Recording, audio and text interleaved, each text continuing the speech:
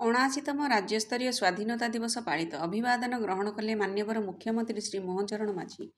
ଭୁବନେଶ୍ୱର। ଅଣାଅଶୀତମ ରାଜ୍ୟସ୍ତରୀୟ ସ୍ୱାଧୀନତା ଦିବସ ରାଜଧାନୀ ଭୁବନେଶ୍ୱର ଗାନ୍ଧୀ ମାର୍ଗରେ ଅନୁଷ୍ଠିତ ହୋଇଯାଇଛି।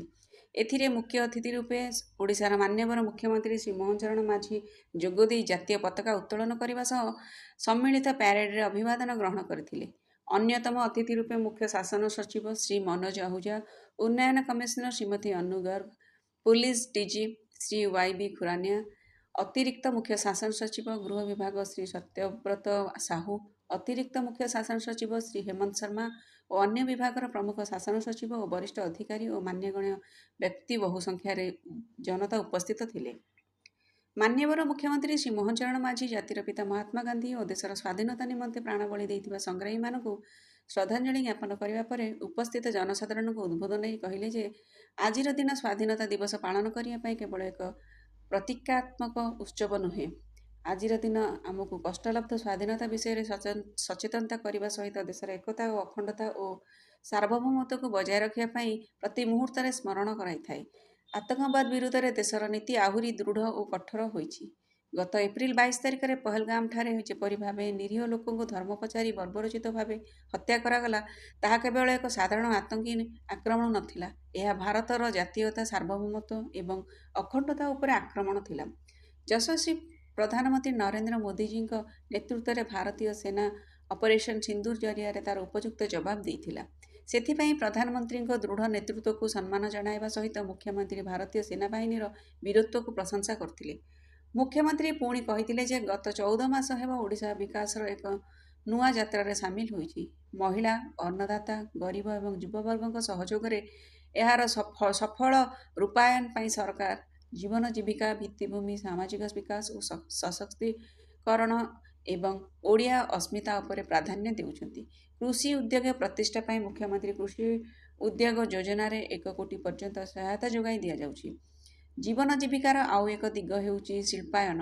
ଆମ ସରକାର ଆସିବା ପରେ ଶିଳ୍ପନୀତିରେ ଆମୂଳଚୂଳ ପରିବର୍ତ୍ତନ କରାଯାଇ ପୁଞ୍ଜି ବିନିଯୋଗ କ୍ଷେତ୍ରରେ ଏକ ନୂଆ ଇତିହାସ ସୃଷ୍ଟି କରିଛି।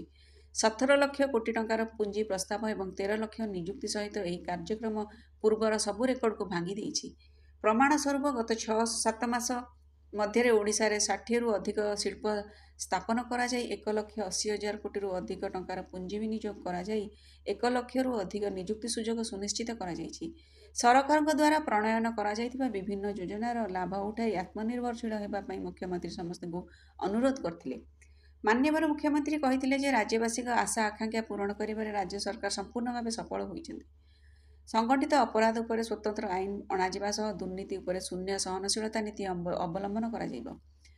ଓଡ଼ିଶାରେ ଆଗାମୀ ଦଶନ୍ଧି ପାଇଁ ସେ ସରକାରଙ୍କ ଦୃଷ୍ଟିକୋଣର ରୂପରେଖ ଦେଇ କହିଲେ ଯେ ରାଜ୍ୟ 2036 ସୁଦ୍ଧା ଭାରତର ଶ୍ରେଷ୍ଠ 5ଟି ଅର୍ଥନୀତିରେ ପ୍ରବେଶ କରିବାକୁ ଯାଉଛି।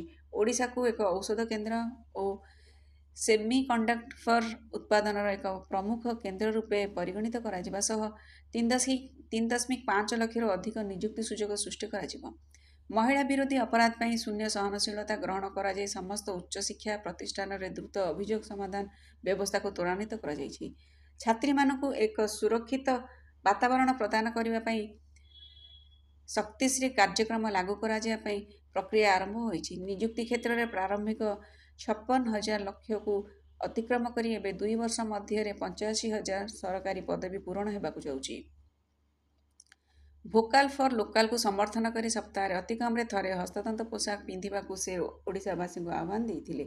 ଜଗନ୍ନାଥ ଧାମକୁ ଏକ ବିଶ୍ୱସ୍ତରୀୟ ଧାର୍ମିକ ଓ ସାଂସ୍କୃତିକ ଗନ୍ତବ୍ୟସ୍ଥଳରେ ପରିଣତ କରିବା ସହ ପୁରୀକୁ ଏକ ମହାନଗର ନିଗମ କରିବା ପାଇଁ ସରକାର ପ୍ରତିବଦ୍ଧ ବୋଲି ସେ ଉଲ୍ଲେଖ କରିଥିଲେ। କର୍ତ୍ତବ୍ୟ ପାଳନ ସମୟରେ ପ୍ରାଣବଳି ଦେଇଥିବା ସୁରକ୍ଷା କର୍ମଚାରୀମାନଙ୍କୁ ସମ୍ମାନ ଜଣାଇବା ପାଇଁ ଏକ ପୋଲିସ ସ୍ମାରକୀ ଘୋଷଣା କରାଯାଇଛି, ଯାହା ସେମାନଙ୍କ ତ୍ୟାଗ ଓ ବଳିଦାନ ପାଇଁ ହେବ ଶ୍ରେଷ୍ଠ ନିଦର୍ଶନ।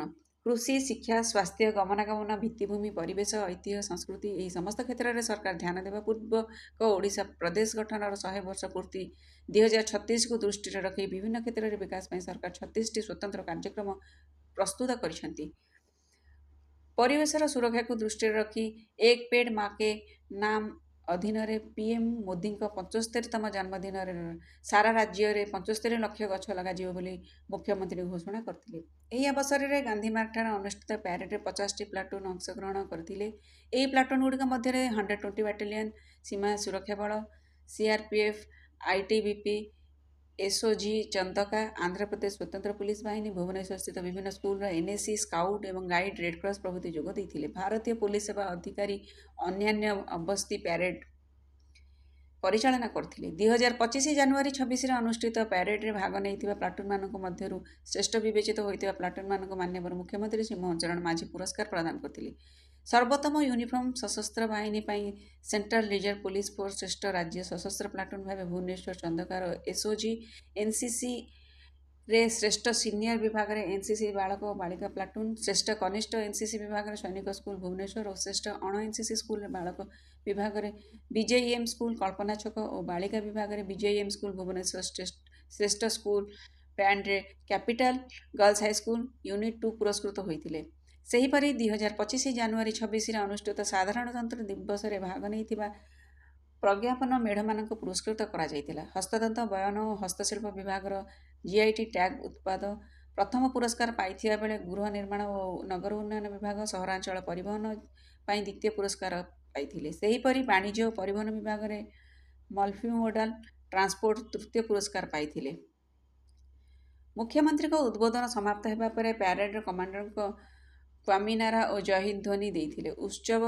ଉତ୍ସବ ସ୍ଥଳରୁ ସମସ୍ତ ପ୍ୟାରେଡ୍ ଦଳ ପ୍ରସ୍ଥାନ କରିଥିବା ଓ ମୁଖ୍ୟମନ୍ତ୍ରୀ ମଞ୍ଚରୁ ପ୍ରସ୍ଥାନ କରିଥିଲେ। ସୂଚନା ଓ ଲୋକସମ୍ପର୍କ ବିଭାଗ ନିର୍ଦ୍ଦେଶକ ଶ୍ରୀ ଅନୁଜ କୁମାର ଦାସ ପଟ୍ଟନାୟକ ଏବଂ ନିର୍ଦ୍ଦେଶକ ବୈଷୟିକ ଶ୍ରୀ ଗୁରବୀର ସିଂ ତଥା ବିଭାଗର ସମସ୍ତ ଅଧିକାରୀ ପ୍ରମୁଖ ଉପସ୍ଥିତ ଥିଲେ। ଓଡ଼ିଆ ଅସ୍ମିତାର ନିଦର୍ଶନ ରୂପେ ଉତ୍ସବ ସ୍ଥଳକୁ ବରପୁତ୍ରମାନଙ୍କର ଫଟୋଚିତ୍ରକୁ ସୁସଜ୍ଜିତ କରାଯାଇଥିଲା। ଉପନିର୍ଦ୍ଦେଶକ ସୁଚେତା ପ୍ରିୟଦର୍ଶିନୀ, ଲୋକସମ୍ପର୍କ ଅଧିକାରୀ ରୋଜାଲିନ୍ ସାହୁ ଓ ବିନାୟକ ମିଶ୍ର କାର୍ଯ୍ୟକ୍ରମ ସଞ୍ଚାଳନା କରିଥିଲେ।